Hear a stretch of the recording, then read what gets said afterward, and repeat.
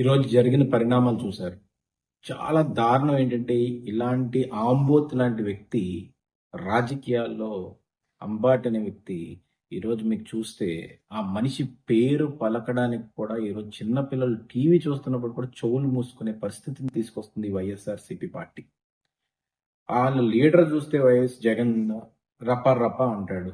ఆ రపా రపాని ఫాలో అయ్యి ఈరోజు ఏ స్థితికొచ్చాడంటే, ఈ వ్యక్తి అప్పుడు అసెంబ్లీలోని మా కుటుంబాల్ని, మా సొంత ఆడపడుచుల్ని, సొంత అక్క చెల్లెల్ని ఇష్టం వచ్చినట్టు అసెంబ్లీ సాక్షిగా తిడితే, ఆ రోజు చంద్రబాబు నాయుడు గారు ఇది గౌరవ సభ, నేను మళ్ళీ రాను, గెలిచాకే వస్తానని చెప్పి మళ్ళీ గెలిచిన తర్వాత వచ్చి, ఒక పవిత్రమైన కూటమి ప్రభుత్వాన్ని ఏర్పరిచి, అది లోకేష్ గారు స్టేజ్ మీద క్లియర్‌గా చెప్పారు. ఆడవాళ్ళని విమర్శిస్తే తాట తీసేస్తానని క్లియర్‌గా చెప్పారు. అంత క్లియర్‌గా చెప్పిన తర్వాత కూడా ఆంబోతులాగా కొవ్వెక్కువైపోయి, ఈరోజు సోషల్ మీడియాలో వైఎస్ఆర్‌సీపీ అఫీషియల్ ఒక పోస్ట్ పెట్టింది.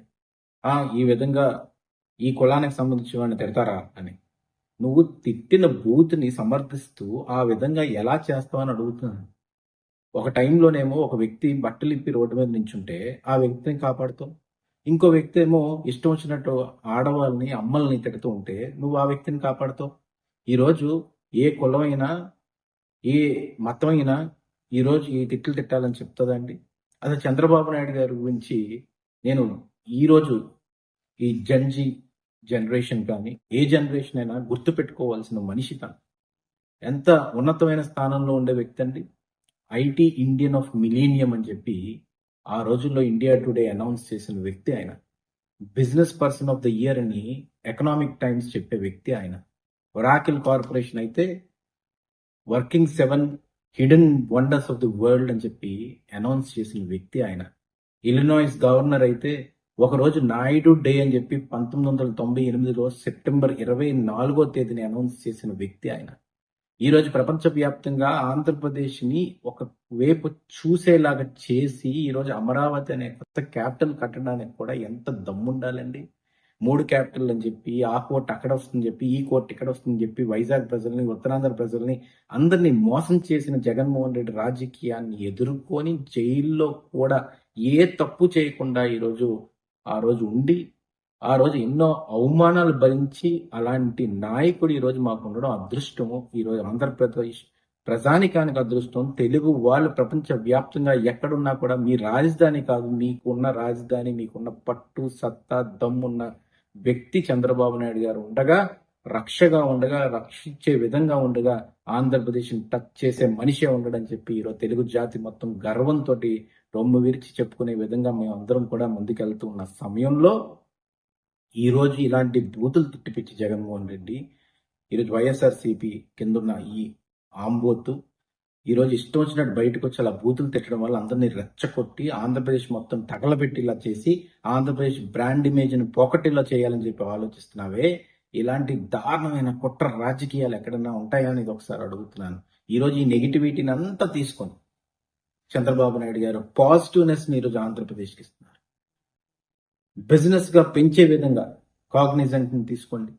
కంపెనీలు తీసుకురావడం కానీ, గూగుల్ డేటా సెంటర్ లోకేష్ గారు వెళ్ళి ఒప్పించి తీసుకురావడం కానీ, ఈరోజు స్టీల్ ఫ్యాక్టరీలు తీసుకురావడం కానీ, ప్రతి ఒక్కటి కూడా ఎకానమీ పెంచే విధంగా ఆంధ్రప్రదేశ్‌ని తయారు చేయడం కానీ, ఇండియాతోనే పోటీ కాదు మిగతా కంట్రీస్‌తో పోటీ విధంగా, ఇండియాలో ఉన్న అన్ని రాష్ట్రాలతోనే పోటీ కాదు మిగతా కంట్రీస్‌తో పోటీ విధంగా ఆంధ్రప్రదేశ్‌ని పరిగెట్టే విధంగా ఈరోజు జోడెద్దుల్లాగా సంక్షేమాన్ని, అభివృద్ధిని తీసుకెళ్తూ ఉంటే, ఈరోజు పెన్షన్లు ఇచ్చినప్పుడు ఎంతో మంది ఆనందంతో చిరునవ్వుతోటి చంద్రబాబు నాయుడు గారిని ఆశీర్వదిస్తున్న సమయంలో ఇలాంటి బూతులు తిట్టి వాళ్ళని సైకలాజికల్ గా డౌన్ చేద్దామని ఏదైనా అనుకుంటున్నారేమో, అది ఎక్కడ కూడా ఏమాత్రం కూడా నేను చెప్తున్నాను వాళ్ళకి చెక్కు చెదరదు.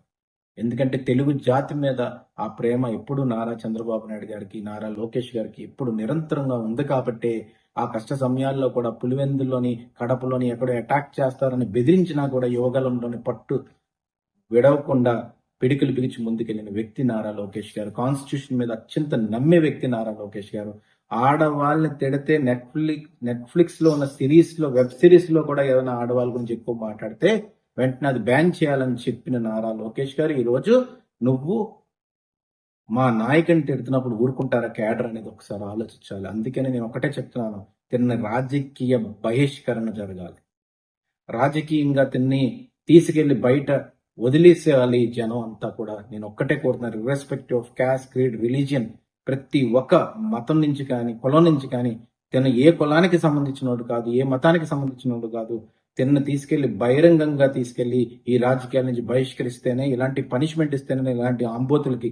ఎందుకు నేను ఇంత గట్టిగా మాట్లాడుతున్నానంటే, ఆ రోజు చూస్తే సుకన్య అనే అమ్మాయి తోటి ఆడియో కాల్ పెట్టి మసాజుల గురించి మాట్లాడి ఇంత స్టూప్ డౌన్ లెవెల్ కి దిగజారిన ఈ వ్యక్తి ఈ రోజు ఒక ప్రపంచ స్థాయిలో ఉన్నత స్థాయిలో ఉన్న వ్యక్తి గురించి మాట్లాడడం అనేది దారుణమైన విషయం.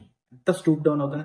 ఇరిగేషన్ మంత్రిగా ఉన్నప్పుడు పోలవరం నీళ్ల గురించి, స్పిల్ అవుట్ గురించి మాట్లాడుతున్నప్పుడు పైప్ తీసి ఇలా ఇలా గార్డెన్ చేసినట్టు ఉంటది అని చెప్పి ఇర్రెస్పాన్సిబుల్ గా, బాధ్యత లేకుండా, సిగ్గు లేకుండా ఏ విధంగా ఎక్స్ప్లెనేషన్ ఇచ్చేవాడో తెలుసు. చూస్తే సంబరాలప్పుడు డాన్స్ వేయడం, ఇష్టం వచ్చినట్టు ఒకరి మీద పాటలు పాడడం అసహ్యం వేసేస్తుంది, కంపరం వేసేస్తుంది ఎవడన్నా కానీ టీవీ చూస్తుంటే ఇలాంటి వ్యక్తిని. అందుకే రాజకీయాల్లో ఇలాంటి వ్యక్తి ఉండకూడదని చెప్పి ఈ సందర్భంగా సవినీయంగా మనం చేసుకుంటూ ప్రజలందరూ మేలుకోవాలి. 11 సీట్లు ఎందుకు ఇచ్చారండి? ఈ విధంగా బూతులు తిట్టడం వల్ల. ఆడవాళ్ళంటే అంత చులకన, ఆడవాళ్ళ మీద బూతులు మాట్లాడడం అంటే అంత ఇష్టమా వీళ్ళకి వైఎస్ఆర్సీపీ వాళ్ళకి? ఎందుకు ఆడవాళ్ళని అంత దారుణంగా బూతులు తిట్టి విమర్శిస్తున్నారు? ఈరోజు ప్రతి ఇంట్లో ఆడవాళ్ళు ఉంటారే, వాళ్ళందరూ కూడా ఆలోచించాలి, ఇలాంటి నాయకులు అవసరమా మనకి? చదువుకునే వాళ్ళు రావాలి, చదువుకుని సాంప్రదాయం తెలిసిన వాళ్ళు ఉండాలి, నాయకత్వం విలువలు తెలిసిన వాళ్ళు ఉండాలి. నారా చంద్రబాబు నాయుడు గారు, నారా లోకేష్ గారి లాగా, పవన్ కళ్యాణ్ గారి లాగా, నరేంద్ర మోడీ గారి లాగా. అందుకే ఈ కూటమి ప్రభుత్వాన్ని ముందుకు తీసుకెళ్లి ఇలాంటి రాజకీయంగా నాయకులను కూడా వీళ్ళని అనకూడదు. ఇలాంటి వాళ్ళని థర్డ్ రేటెడ్ స్టూప్ డౌన్ వ్యక్తుల్ని మనం రాజకీయాల్లో రాకుండా చేయాలని చెప్పి ఆడవాళ్ళని కానీ ప్రతి ఒక్కరిని కూడా నేను ఈ సందర్భంగా కోరుకుంటున్నాను. Thank you very much.